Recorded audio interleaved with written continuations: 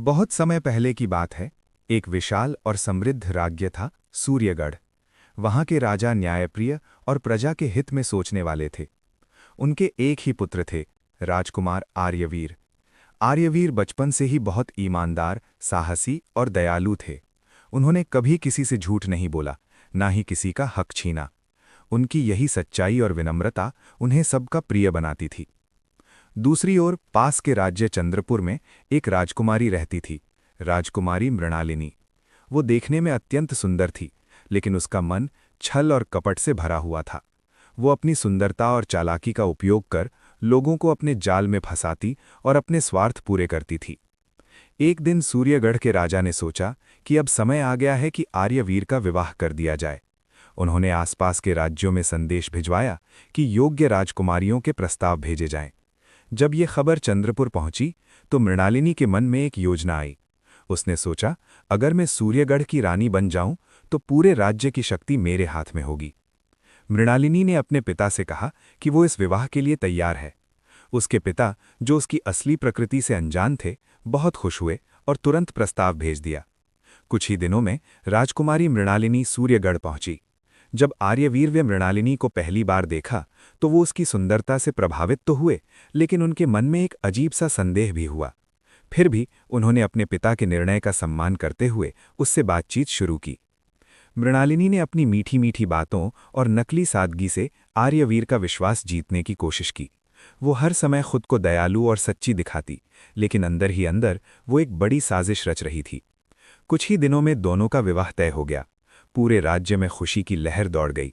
भव्य समारोह में दोनों का विवाह हुआ, लेकिन ये खुशी ज्यादा दिनों तक टिकने वाली नहीं थी। विवाह के बाद मृणालिनी धीरे धीरे अपने असली रंग दिखाने लगी। उसने राजमहल के कर्मचारियों को अपने पक्ष में करना शुरू किया। वो उन्हें लालच देती, डराती और अपने आदेश मानने के लिए मजबूर करती। धीरे धीरे उसने महल के कई महत्वपूर्ण लोगों को अपने नियंत्रण में ले लिया।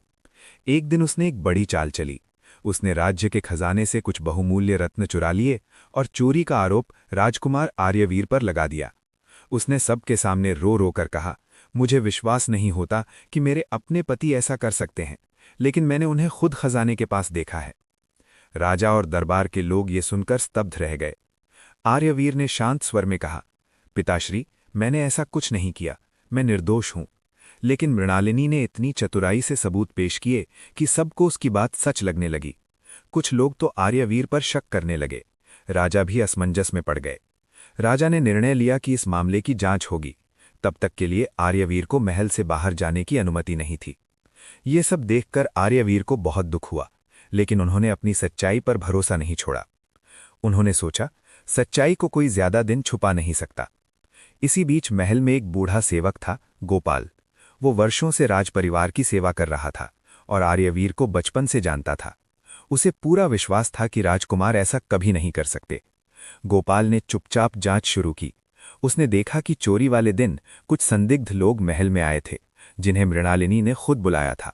उसने उन लोगों का पीछा किया और आखिरकार सच्चाई तक पहुंच गया। असल में मृणालिनी ने अपने कुछ भरोसेमंद लोगों की मदद से खजाना चुरवाया था और फिर सारा दोष आर्यवीर पर डाल दिया था, ताकि वो खुद राज्य की सत्ता हासिल कर सके। गोपाल ने ये सारी बात आर्यवीर को बताई। आर्यवीर ने कहा, अगर ये सच है तो हमें सबूत चाहिए, ताकि सच्चाई सबके सामने आ सके। दोनों ने मिलकर एक योजना बनाई। उन्होंने उन चोरों में से एक को पकड़ लिया और उसे सच बोलने के लिए राजी कर लिया। डर के मारे वो सब कुछ बताने को तैयार हो गया। अगले दिन दरबार में आर्यवीर ने राजा से कहा, पिताश्री, मुझे अपनी बात रखने का एक अवसर दें। राजा ने अनुमति दी। तब आर्यवीर ने उस चोर को दरबार में पेश किया। चोर ने कांपते हुए सारी सच्चाई बता दी कि कैसे मृणालिनी ने उसे खजाना चुराने के लिए कहा था और फिर झूठा आरोप लगाने की योजना बनाई थी। ये सुनकर पूरे दरबार में सन्नाटा छा गया। राजा क्रोध से भर उठे। उन्होंने मृणालिनी की ओर देखा और कहा, क्या ये सब सच है? मृणालिनी कुछ पल के लिए चुप रही, फिर उसने अपना सिर झुका लिया। अब उसके पास बचने का कोई रास्ता नहीं था। राजा ने आदेश दिया कि मृणालिनी को तुरंत राज्य से निष्कासित कर दिया जाए। उसे हमेशा के लिए सूर्यगढ़ से बाहर कर दिया गया। राजकुमार आर्यवीर की सच्चाई और ईमानदारी एक बार फिर साबित हो गई। पूरे राज्य ने उनका सम्मान किया। राजा को भी अपने पुत्र पर गर्व हुआ।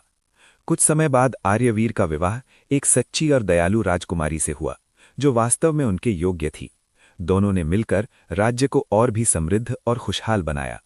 इस घटना के बाद सूर्यगढ़ में एक कहावत प्रचलित हो गई कि झूठ और धोखा कुछ समय के लिए जीत सकता है, लेकिन अंत में जीत हमेशा सच्चाई और ईमानदारी की ही होती है।